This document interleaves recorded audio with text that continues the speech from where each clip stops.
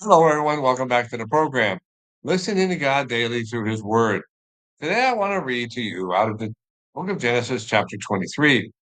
The account is an account of Abraham burying Sarah, his wife. It's an interesting account. I don't want to read the whole thing, so it's going to be a little lengthy reading. If you want to follow along, just turn to Genesis 23. If you don't have your Bible, that's fine. Just listen. We'll have a few minutes, but not much after I finish reading to make a couple of points. But the story stands on its own. It's a great story of how things worked back in Abraham's time. And it's a story of integrity and honesty. So here we go. Genesis chapter 23. When Sarah was 107 and 20 years old, and these were the years of the life of Sarah. And Sarah died in Kiriath Arba, the same as Hebron in the land of Canaan. And Abraham came to mourn for Sarah and to weep for her. And Abraham stood up before his dead and spoke unto the sons of Heth, saying, I am a stranger and a sojourner with you. Give me a possession of burying place with you, that I may bury my dead out of my sight. And the children of Heth answered Abraham, saying unto him, Hear us, my lord. Thou art a mighty prince among us. In the choice of our sepulchres bury thy dead.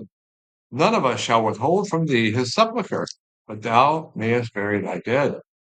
And Abraham stood up and bowed himself to the people of the land, even to the children of Heth.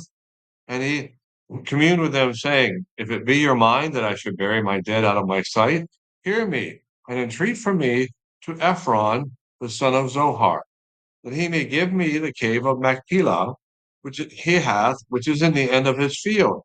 For as much money as it is worth, he shall give it me for a possession of a burying place among you.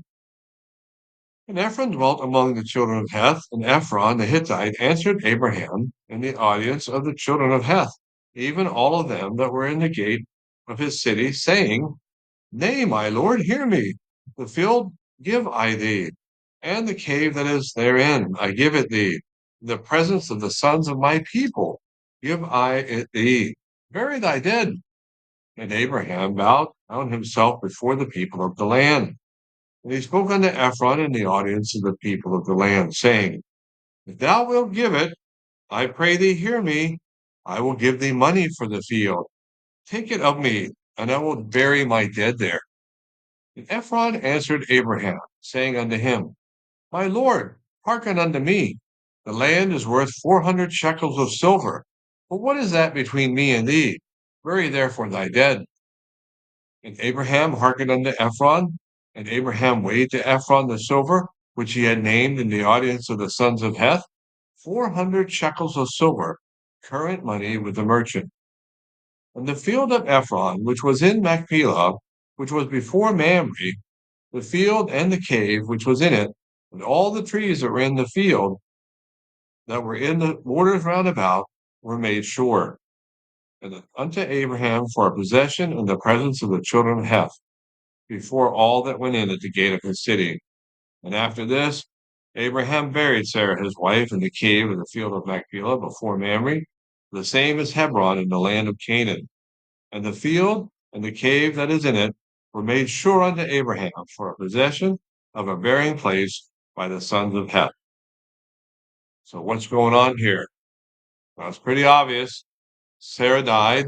She was 127 years old when she died, and Abraham had nowhere to bury her because he didn't have any lands yet. Abraham was a nomad. He lived in a tent. He moved around. Wherever he went, he built an altar. And so when Sarah died, there was nowhere to bury her. So he needed a place to bury her. I think this is a wonderful example of someone caring for someone they love. Abraham loved Sarah, and he knew he needed to do something for her and her body. So he goes to the Hittites, the Heths, and he sees a place that he would like to bury his wife.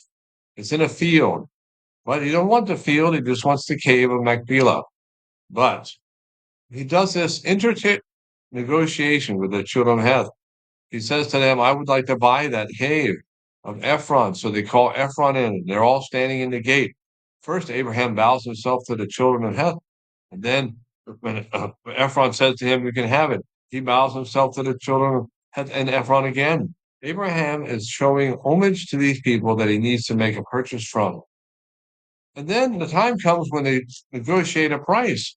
In verse 20, Ephron, 14 rather, Ephron says, 15, my Lord, hearken unto me, the land is worth 400 shekels. How much is 400 shekels? It's about $5,000 in today's money. But back then it would have been worth as much as $625,000 because of the rate of exchanges. Well, what does Abraham do? He pays the price. He doesn't argue. And the whole town, all the people see what's going on. It's in the gate, it's public. And it says there in verse 17 that the purchase was made sure. And after the purchase was made sure, Abraham proceeded to bury Sarah in that cave. But he was buried later on in that cave after he died, and so was some more of his relatives. So where is this place? This place is on the West Bank.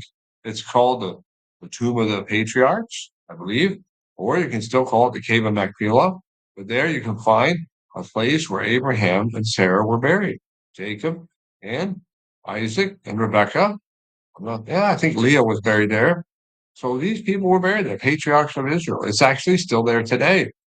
Well, it's pretty interesting that you have this real estate transaction from way back when, and it's still available to look at today. Abraham took care of his loved ones. This is a touching and amazing story, and how to do business well. Show humility and pay the prices. You can argue, but in this case, Abraham needed a sure purchase that would never be questioned. And for how many thousand years? It's not questioned. All right, guys. Thanks for watching and listen. I hope you find that a blessing. And until next time, we'll hit 24 and find a wife for Isaac. Thanks for watching. Until then, keep listening to God.